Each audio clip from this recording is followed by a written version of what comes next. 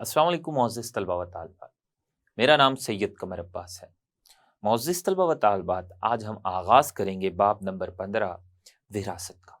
तो आइए चलते हैं ग्लास बोर्ड की जानिब। अस्सलाम वालेकुम मोअज़्ज़िज़ तलबा व तालिबात। तो हम आगाज़ करने जा रहे हैं बाब नंबर 15, जिसका नाम विरासत है, इस बाब का।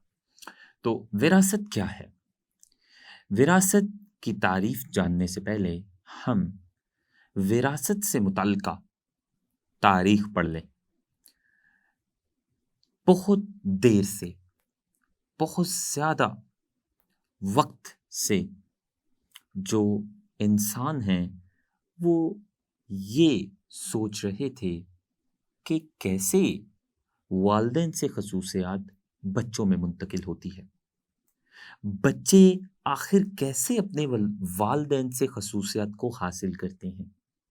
इसके अलावा इंसान इस बात पर भी गौर करते थे कि कौन सी ऐसी चीज़ है जो वालिदैन से ख़ुसूसियात उनके बच्चों में लेकर आती है, लेकिन वो ना ही ये जानते थे कि किस तरह से ख़ुसूसियात वालिदैन से बच्चों में मुंतकिल होती है।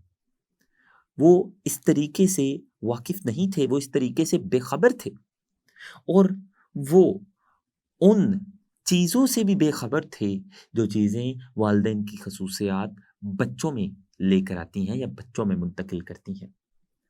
तो इंसानी तारीख़ के ज़्यादातर हिस्सा में लोग इस बात की साइंसी वज़ाहत से बेखबर थे कि कैसे वालिदैन की जो ख़ुसूसियात हैं वो बच्चों या उनकी औलाद में मुंतकिल होती है। औलाद या बच्चे किस तरह से अपनी वालिदैन से ख़ुसूसियात को हासिल करते हैं और ना ही उन्हें उस तरीक़ा-ए-कार का पता था जिस तरीक़ा-ए-कार की वजह से ख़ुसूसियात वालिदैन से बच्चों में मुंतकिल होती हैं। फिर एक मशहूर साइंसदान जिनका नाम ग्रेगर मेंडल था। ग्रेगर मेंडल ने काम किया, साइंसी काम किया, साइंसी तहकीक की और उनके साइंसी काम और साइंसी तहकीक के ज़रिए लोगों के सामने आश्कार हो गया कि कैसे वालिदैन की ख़ुसूसियात उनकी औलाद या बच्चों में मुंतकिल होती है।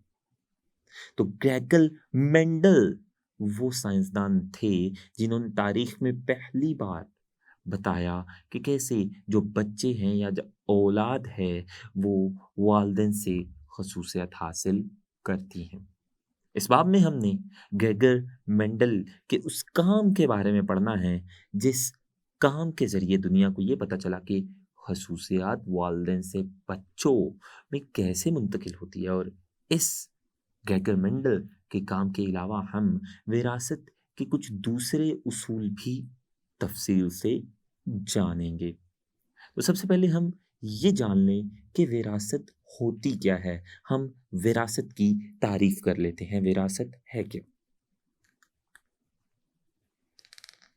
विरासत से मुराद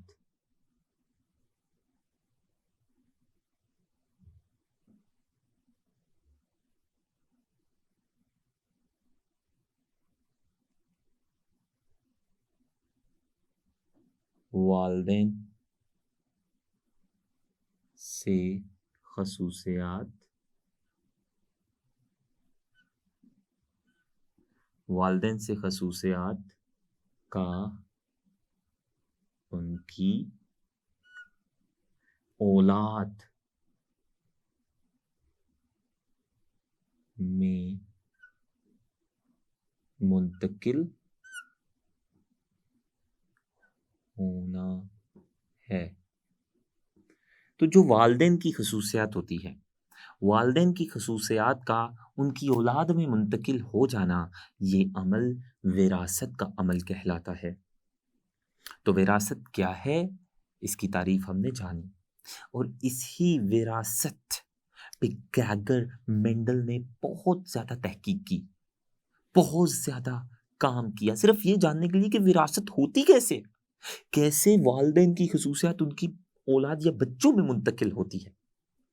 हालाँकि ग्रेगर मेंडल से पहले जो इंसान थे वो इस बात से बेखबर थे, वो इस तरीक़ा कार से बेखबर थे, जिस तरीक़ा कार के बिना पर खसूसियात वालिदैन से उनके बच्चों में मुंतकिल होती है, वो तरीक़ा कार ग्रेगर मेंडल ने तफ़सील से बयान किया। और बाद में फिर उन चीज़ों के बारे में भी पता चल गया, जो चीज़ें वालिदैन की खसूसियात उनकी औलाद में मुंतकिल करती हैं। जिससे पहले लोग बेखबर थे, लेकिन वो इतना जानते थे, उनका इतना ख़्याल था कि वालिदैन और बच्चों में, उनकी औलाद में कोई न कोई विरासती राबता ज़रूर मौजूद है, जिसकी वजह से वालिदैन की खसूसियत बच्चों में मुंतकिल होती है। वो ये ज़रूर जानते थे कि इनके दरमियान कोई न कोई राबता है और वही राबता वालिदैन की खसूसियत बच्चों में लाने का ज़िम्मेदार है। लेकिन उस राबते के बारे में लोगों को इल्म नहीं था। बाद में जब विरासत में नई-नई दरियाफ़तें होती गई, तो लोगों को उस राबते का भी पता चल गया, जो राबता वालिदैन की खसूसियत बच्चों में मुंतकिल करने का ज़िम्मेदार था। हम उस राबते का भी आज नाम पढ़ने वाले हैं। उस चीज़ के बारे में भी पढ़ने वाले हैं कि जो वालिदैन की खसूसियत उनकी औलाद में लेकर जाता है। तो विरासत क्या है, इसकी तारीफ़ आपने जानी। विरासत का जो मुतालिया है कि कैसी खसूसियत वालिदैन से बच्चों में मुंतकिल होती है और वो कौन-सा राबता है, वो कौन-सी चीज़ है जो वालिदैन की खसूसियत को बच्चों में लेकर जाती है। अगर आप इसका इल्म हासिल करना चाहते हैं, मुकम्मल इल्म हासिल करना चाहते हैं विरासत का, तो आपको साइंस की एक शाख का सहारा लेना पड़ेगा। बायोलॉजी की एक शाख का सहारा लेना पड़ेगा और बायोलॉजी की वो शाख जेनेटिक्स कहलाती है। जी हाँ, जेनेटिक्स। जेनेटिक्स बायोलॉजी की ऐसी शाख है जिसमें आप विरासत का मुतालिया करते हैं। आप ये जानते हैं कि किस तरह से खसूसियात वालिदैन की आगे उनकी औलाद में मुंतकिल होती है। और वो कौन से ऐसे ज़रिए हैं या ज़राए हैं जो खसूसियात को वालिदैन से बच्चों में लेकर जाते हैं। और वो जीन्स हैं। जीन्स, आपने यकीनन पहले ये नाम सुना होगा। जीन्स ही वो राबता है, जीन ही वो ज़रिया है, जिससे खसूसियात वालिदैन से बच्चों में मुंतकिल होनी है। बच्चों में जो खसूसियत वालिदैन से आती है, वो जीन लेकर आते हैं। वालिदैन के जीन उनकी औलाद में जाते हैं और जाते-जाते वो जीन वालिदैन की खसूसियत भी उनकी औलाद में लेकर जाते हैं। तो जेनेटिक्स, जैसा कि नाम से पता चल रहा है, ये बायोलॉजी की ऐसी शाख है जिसमें हम विरासत के बारे में पढ़ते हैं या जीन्स के बारे में पढ़ते हैं। तो जेनेटिक्स की भी हम तारीफ लिख लेते हैं। जेनेटिक्स।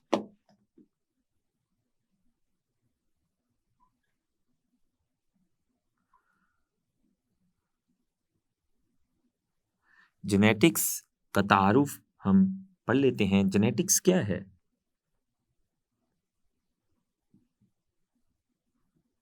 बायोलॉजी की शाख है जिसमें विरासत का मुतालिया किया जाता है। तो बायोलॉजी की ऐसी शाख जिस शाख में विरासत का मुतालिया किया जाता है कि विरासत कैसे होती है, कैसे खसूसियत वालिदैन से बच्चों में मुंतकिल होती है और वो कौन से ऐसे फैक्टर्स हैं, वो कौन सी ऐसी चीज़ें हैं, वो कौन सा ऐसा राबता है, वो कौन सा ऐसा ज़रिया है जो खसूसियत को वालिदैन से बच्चों में लेकर जाएगा। तो वो ब्रांच, वो शाख जिसमें हम विरासत का मुकम्मल मुतालिया हासिल करते हैं, उसे हम जेनेटिक्स कहते हैं। तो जेनेटिक्स में चूँकि विरासत का मुतालिया किया जाता है और विरासत क्या होती है ये हम जान चुके हैं। अब हम ट्रेड्स के बारे में थोड़ा-सा पढ़ लें। ट्रेड्स। ट्रेड्स क्या हैं? ट्रेड्स ऐसी खसूसियात हैं जो विरासत के दौरान वालिदैन से बच्चों में मुंतकिल होती हैं। वो तमाम खसूसियात जो वालिदैन से उनकी औलाद में मुंतकिल हो सकती हैं, उन खसूसियात को ट्रेड्स कहते हैं। तो ट्रेड्स की हम तारीफ लिख लें। ये ऐसी खसूसियात हैं जो वालिदैन से उनकी औलाद में मुंतकिल होती हैं। ऐसी खसूसियात को ट्रेड्स कहते हैं। ट्रेड्स की कुछ मिसालें हम पढ़ लेते हैं, यानी वो वाली खसूसियात जो वालिदैन से उनके बच्चों में मुंतकिल होती हैं, ऐसी खसूसियात को ट्रेड्स कहते हैं और ये विरासत के दौरान मुंतकिल होती है। कौन सी ऐसी खसूसियात हैं जो वालिदैन से बच्चों में मुंतकिल हो सकती हैं? उनकी कुछ मिसालों में पहली मिसाल है कद। इंसान का कद, ये वाली जो खसूसियात है वालिदैन से बच्चों में मुंतकिल होती है। अगर वालिदैन का कद बड़ा हो तो आमतौर पर बच्चों का कद भी बड़ा होता है। दूसरी खसूसियत वो है आंखों का रंग। दूसरी खसूसियत के बाद जो तीसरी खसूसियत है वो है ज़हानत। इसके अलावा और बेशुमार खसूसियत ऐसी हैं जो वालिदैन से बच्चों में मुंतकिल होती हैं और इन खसूसियत को ट्रेड्स कहते हैं। तो ये हमने ट्रेड्स की तारीफ की और ट्रेड्स की कुछ मिसालें भी पढ़ी।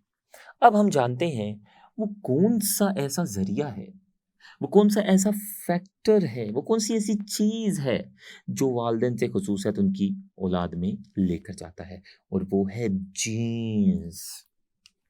तो अब हम जीन्स के बारे में थोड़ा सा जान लें।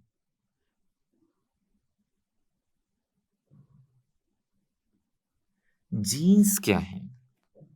ये वो जरिया है, ये वो साख्त है जिससे खसूसियात वालिदैन से बच्चों में मुंतकिल होनी है।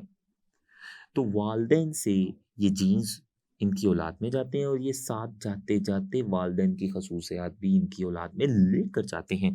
तो जीन्स को हम कैसे तारीफ कर लेते हैं?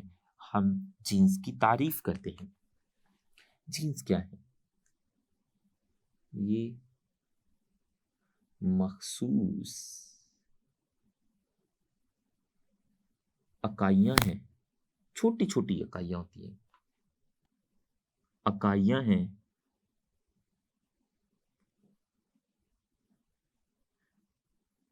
जो विरासत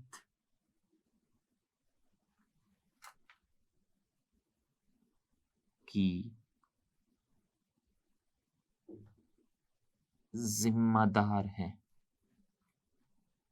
तो ये जो विरासत की जिम्मेदार इकाइयाँ हैं छोटी छोटी, जो वालिदैन से औलाद में जाती हैं और साथ साथ वालिदैन की खसूसियत को भी इनकी औलाद में मुंतकिल कर देती हैं, इन छोटी छोटी इकाइयों को जीन्स कहते हैं। और ये जीन्स कहाँ मौजूद होते हैं? जीन्स क्रोमोसोम्स पर मौजूद होते हैं। ये जीन्स, ये विरासत की जो इकाइयाँ हैं जिनकी वजह से विरासत होती है, वालिदैन की खसूसियत बच्चों में मुंतकिल होती हैं, ये जीन्स क्रोमोसोम्स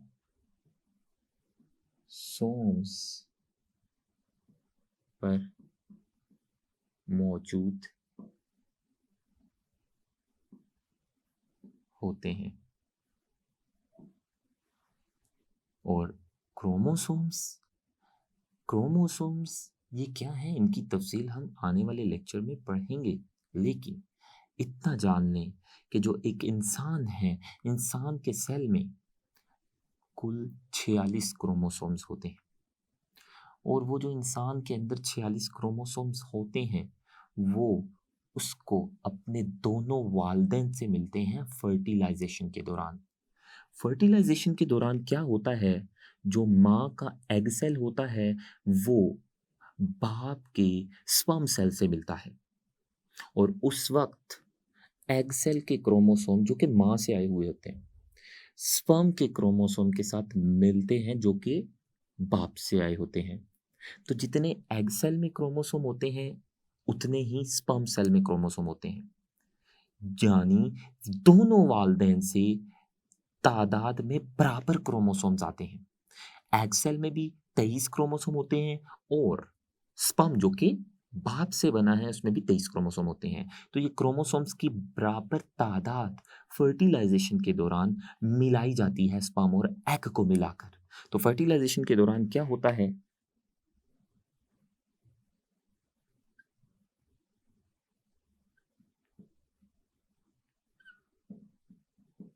फर्टिलाइजेशन के दौरान, फर्टिलाइजेशन के वक्त जो स्पर्म सेल होता है वो मिलता है एग सेल से।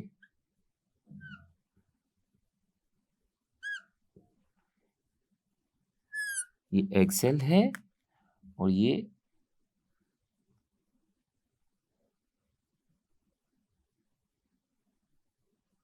स्पर्म सेल है।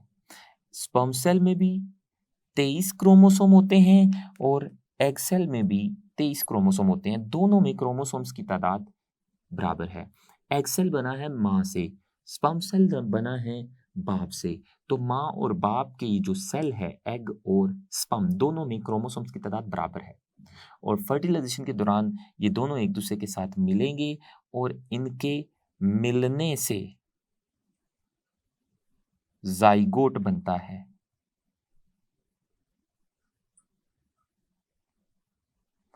और इस जाइगोट में कुल 46 क्रोमोसोम होंगे। इस जाइगोट में 23 क्रोमोसोम स्पर्म यानी बाप से आए हैं और 23 क्रोमोसोम एग यानी माँ से आए हैं। तो दोनों वालिदैन में से हर एक ने क्रोमोसोम्स की बराबर तादाद जाइगोट बनाने के लिए दी। अब ये जो जाइगोट बना है, इसी जाइगोट से बच्चा बनना है या इनकी औलाद बननी है। तो औलाद में ये जो 46 क्रोमोसोम आए हैं, 46 में से 23 माँ से और 23 बाप से आए हैं। और दोनों वालिदैन ने बराबर तादाद में क्रोमोसोम्स फर्टिलाइजेशन के दौरान मिलाए हैं और जाइगोट बनाया है। इस जाइगोट से बच्चा बन जाएगा। तो इस बच्चे या जाइगोट में जो क्रोमोसोम है, ये बाप से भी आए हैं और माँ से भी आए हैं और इन्हीं क्रोमोसोम के अंदर बाप और माँ के जीन्स होंगे। वही जीन्स इस बच्चे के अंदर बाप और माँ की खसूसियात लेकर आएंगे। तो ये हमने आज जेनेटिक्स और विरासत का मुख्तसर तारुफ पढ़ा। इनकी मज़ीद तफसील आने वाले लेक्चर में। मोअज़्ज़िज़ तलबा व तालिबात, इस लेक्चर में हमने विरासत की तारीफ़ की, ट्रेड्स की तारीफ़ की और जेनेटिक्स की भी तारीफ़ की और ये जाना कि वो कौन से ऐसे फैक्टर हैं जो खसूसियात को वालिदैन से उनकी औलाद में लेकर जाते हैं और वो जीन्स होते हैं, हमने ये भी जाना। इंशाल्लाह आने वाले लेक्चर में हम इस बाब के मज़ीद टॉपिक्स पढ़ेंगे। तब तक के लिए अल्लाह हाफ़िज़।